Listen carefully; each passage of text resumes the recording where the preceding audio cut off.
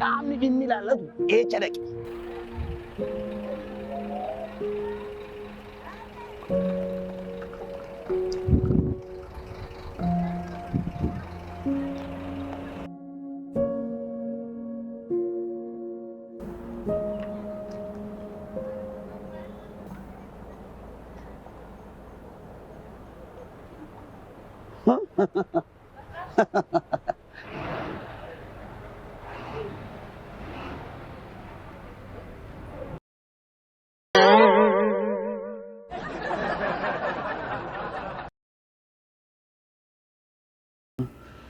Maaliif biyya nama kun keechuma beeyi?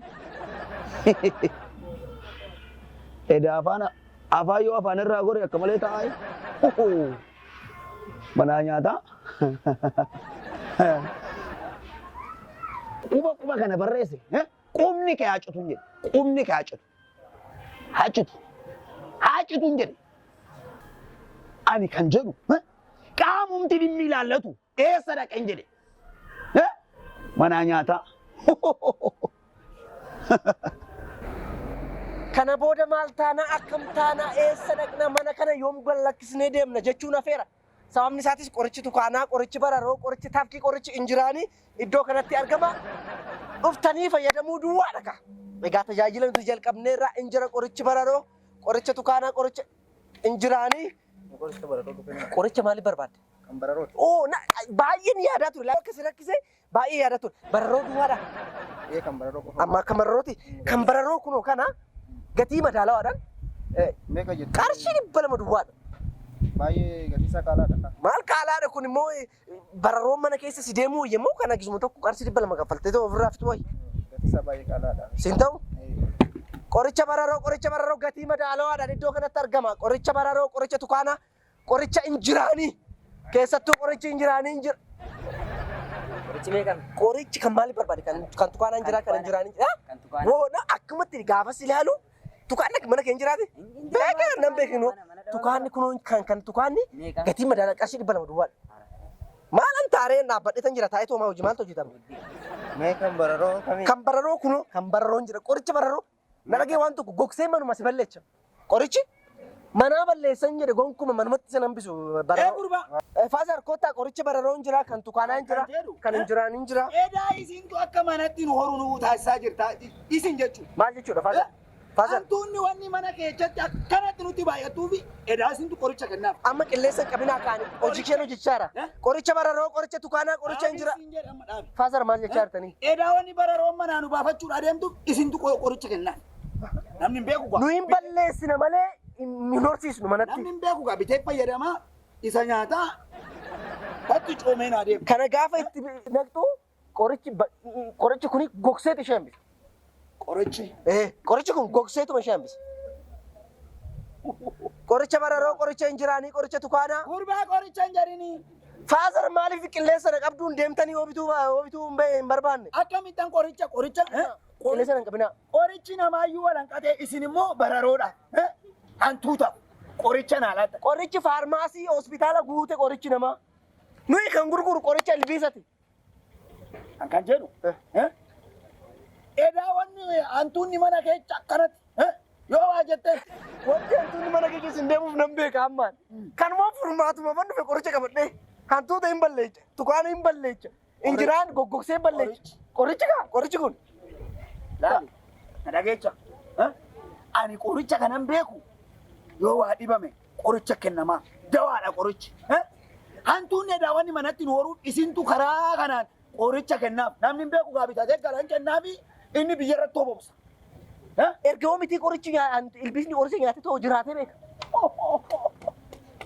Hin ajjeesi. Maal faazar maal taatanii? Akki gootu waan ajjeesu taanaani summii jedhama laal summii. Dhageechee summii jedhama. Malee qoricha hin jedhamu. Maal afaan namaatti taphatanii gadi. Bakkuma yaate afaan namaatti taphate. Afaan namaatti hin taphatini afaan namaatti kabaja qaba. Meeri ishiin. Faazar maal taatanii? Afaan yoo laaltan dhiistu. Nutti maagaa faazar amma akka Summii jedhama summii jedhi kana summii jedhi gurguri. summii jedhamaa kun. Ilbiisa bitaati. Ilbiisa bita. Iffita. Summii jedhi gurguri gaa. Qorichi bararoo jedha. Summiin jira summiin bararoo. Amma Summii jedhi malee. tole Lammata Tole. qoricha hin jedhin. tole faazar. Ilkaan kee kana sirraa yaasuudha. Efa akkatti faazar akkatti isinitti dhaga'ame bakka iddoo baay'eetu jira akkatti sirreessitaniire waan baay'eedha kan sirraa Hin sirreessina maaf hin sirreessina. Akkasitti Sirreessina. Kas godha Qaama dhimmi ilaallatu wajjin sirreessina. sirreessa. Ilma mana manaa yaati. Sirre- Bakkuma dhuftee raawwatee afaan namaa. Sirreessa faazar. Ulfaadhaa galatooma afaan koona barsiistani. Galatooma. Summii jedhi laal. Tole. Kana booda summii jedhi. Tole faazar. Qoricha hin jedhamu. Tole. Qoricha jira. Summiin asira. Summiin bararoo. Summiin injiraanii. Summiin tukaanaa. Summiin. Ulfaadhaa faazar isin.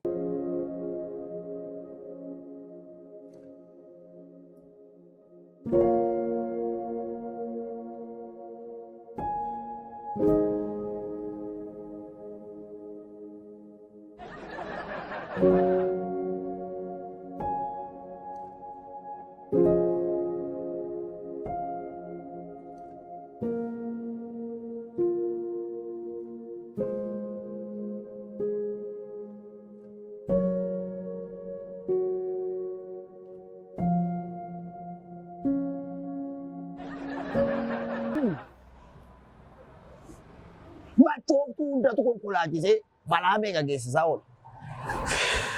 Narra baasee dhabe gurbaan ammaa.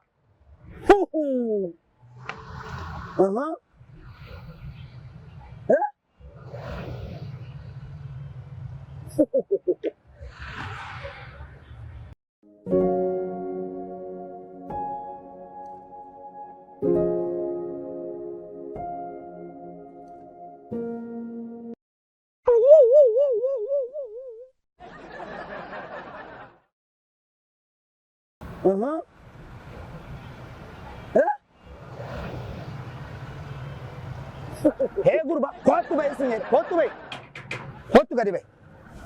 Maal akkuma argite maali kun amma asirratti kan ba'i. Edaa uffata jaartii biyyaa kan guuree fixe isin jechuudha. Maal jechuudha? Maal jedha kun? Mana uffata hannaa jedha kan. Mana uffata. Maan baratin akka dubbistu. Ana moosituun baratin amma otoo beekte akkanatti barreessita afaan. Maal afaan namaatti taphatti? Keecha gadi yaasuu. Mana uffata hannaa jedha maal barbaaddeeti? Maal amma kun hannaa jedha kun hannan jedhamu. Hannaa jedha seeran. Mana uffata hannaan jedhu. Ofirraa baasitee Ija na sobuu barbaaddaa. Maal fakkaata? Inuma qaama seeratuun barbaadu. Fatti buusi. Maal? sittim. Fidi kottu. Fidi buusi. Fidi buusi. Bakkana jedhini. Buusi sin jedhe buusi. Maal afaan namaatti taphatanii? Dafii buusi nama na maal? Maal itti gadi ciruuyi? Maal ishiin kun? Buusi kottuti. Kuttuun sidheetuma. Meeli hodhitee duute gaama. Daanga mana diruu sirumayyuu. Meeli ishiin kun deema ol bahee achi ol bahee namana. Ol bahee baasa jiru. Ayyaa tol. Meeli ishiin kun lafa buusa. Yoo laaltan dhiistuu afaan namaatti kan taphatan. Buusi gadi kottuti. Biyyee lafa jalaa nyaadhatu. Meeli ishiin kun afaan namaatti taphatu. Gaddeemtu. Bakkuma dhufteen afaan namaa balleessitu kunoo. Mee akkanatti barreeffama afaan Oromoo. Meeli ishiin kun mana uffata hannaa.